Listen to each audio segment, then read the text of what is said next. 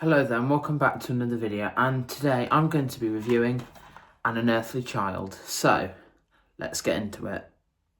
So, as of recording this video, today is Doctor Who Day, and I thought I've never actually watched the full story of An Unearthly Child. I've watched obviously the first part and the second episode, The Cave of Skulls.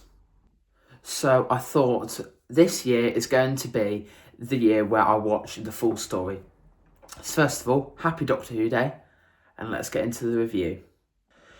So I've done a review of the first part, so I'm just going to briefly skim over that. I'll just give my brief thoughts. I think still it holds up really well to this day. I think it is a amazing piece of television. It's very very atmospheric, keeps the mystery, and this was one of the first black and white stories I watched, because when I was younger I didn't really like watching stuff in black and white, but I thought it was around the 50th, I think, 50th anniversary, and I thought I'll watch it because it's the first episode, and I absolutely loved it. It was one of the very few black and white stories that I originally watched when I was really young, like during the Matt Smith era, that I really enjoyed, and I can see why it still holds up. You've got the mystery of what's in the junkyard. You've got that scene just after the title sequence where the police officers sort of strolling around like Totter's Lane, and like you've got the mist, and it's very sort of dimly lit, and yeah, it really just makes like the hairs on the back of your neck stand up. It just sort of works. Like, you can't really see much of the background. It's very sort of like dark, and I think black and white obviously helped that a lot.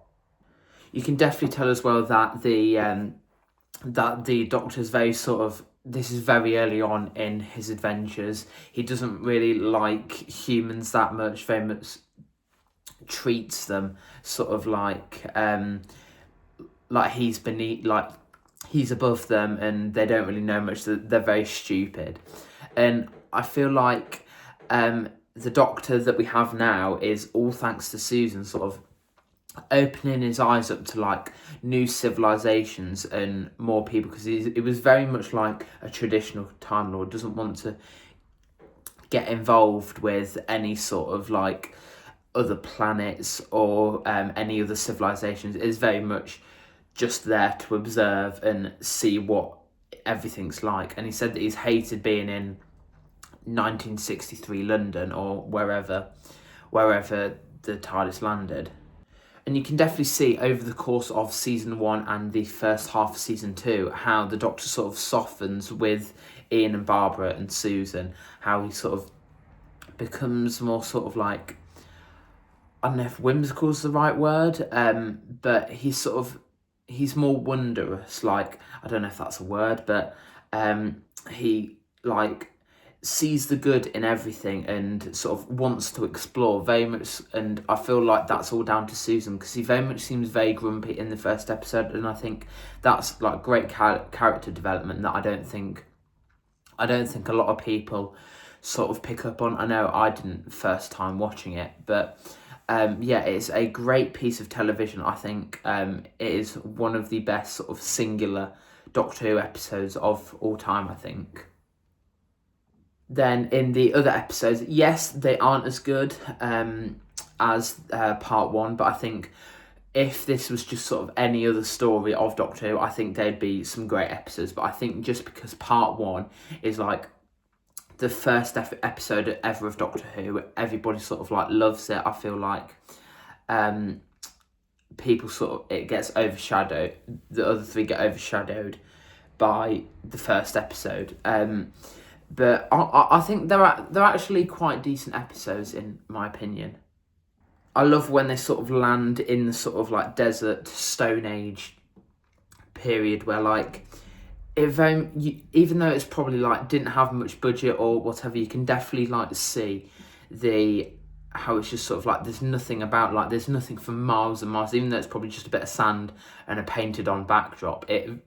it feels very vast and very sort of barren, and that image, like before the title seat, before the end credits of An Unearthly Child and the start of The Cave of Skulls, that sort of, that bit where it's just like the police box on a far away time, that sort of image, like I can just close my eyes and I just love how alien it looks, and how the Doctor's sort of surprised by the fact that it hasn't changed. And also as well, side note, I love the sort of bit where the Doctor's already gone out to collect some results or something, and Susan, Ian and Barbara are still in the TARDIS, and the doors open into the sort of landscape, and they walk out and it cuts to the police box. I think that is so clever, and it doesn't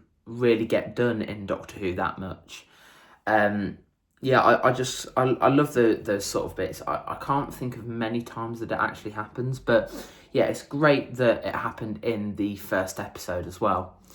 The caveman characters I don't think are really that memorable. It's great for a first episode, and yeah, you can very much sort of tell that the Doctor's new to exploring time and space.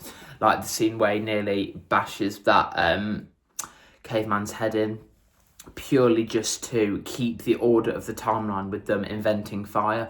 I think that is genius. Like, it's something that the Time Lords have, I feel like it's something they've instructed them to do, sort of like the TVA in Loki, like whatever it takes, preserve the natural order of timeline thing. I feel like that's something that the Time Lords would teach, like whatever cost, preserve the timeline of the universe. And I feel like that's something a very first Doctor thing to do, like preserve the timeline. But yeah, if you take like Ncuti Gatwa or Jodie Whittaker or David Tennant, you wouldn't see them do it. Like, you can see they've sort of learnt throughout their hundreds, thousands of years of travelling that is not an acceptable thing to do. And I really do like that. Like, watching the first episode, you can see like the seeds sown for like how it's the same character but with subtle differences throughout its 60 something years. And I love how you can like pinpoint each character. Like, you can see a bit of like Peter Capaldi, a bit of Ncuti Gatwa, a bit of David Tennant, a bit of Matt Smith, all in the first season of Doctor Who, back in 1963/1964.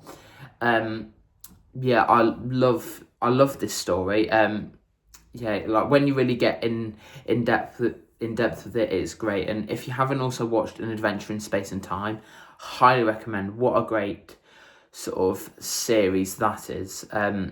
Not series, episode that is. I would love to see them do one for the revival of Doctor Who, maybe in like 10-15 years time. But yeah, I think this is a great episode, and if you haven't seen it, I highly recommend it. I don't know if this is the same sort of worldwide, but you can get a 3-pack where it's got An Unearthly Child, the Daleks and Edge of Destruction all in one sort of 3-pack. I know you can get it in the UK, but I'm not sure about America and other regions. But yeah, that's it for this video. Let me know what let me know what you did for Doctor Who Day. And yeah, let me know what you think of An Unearthly Child and what your favourite William Hartnell story is. Let me know all that in the comment section down below. And hit the like button and subscribe. And I'll see you in the next video. Bye.